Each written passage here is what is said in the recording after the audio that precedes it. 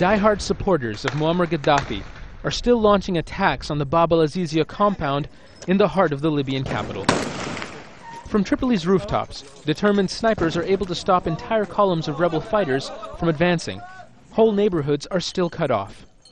It appears that Gaddafi's loyal supporters left in Tripoli are answering their fallen leader's call to arms. In a Wednesday radio address, Gaddafi vowed to fight until victory or death. He called on his supporters to do the same. But his words of defiance were matched by words of defeat from his foreign minister. Abdul Ati al-Obeidi told a British television channel that Gaddafi's 42-year rule is now over.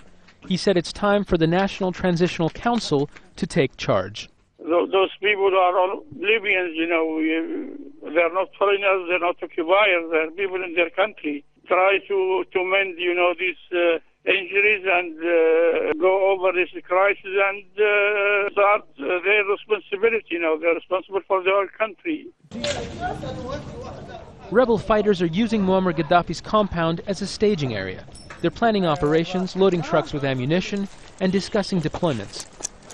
They've set up checkpoints around the city and say they're hunting down the last pockets of resistance. But that's proving easier said than done. There are still parts of Tripoli they can't even enter. The rebels say they're in control of the airport, but are still fighting Gaddafi supporters nearby. And hours after Gaddafi ordered his supporters to kidnap foreigners, 4 Italian journalists were taken on a highway leading into the capital from a zawiya.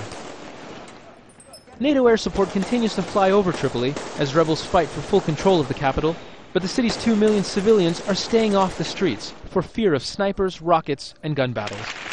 In an effort to isolate Gaddafi even more, the opposition has offered amnesty to anyone with information that leads to his capture. A group of businessmen has also offered a $1.6 million reward. The writing is on the wall. Gaddafi and his supporters have only to read it.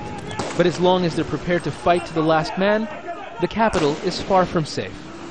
Zain Basravi, Al Jazeera.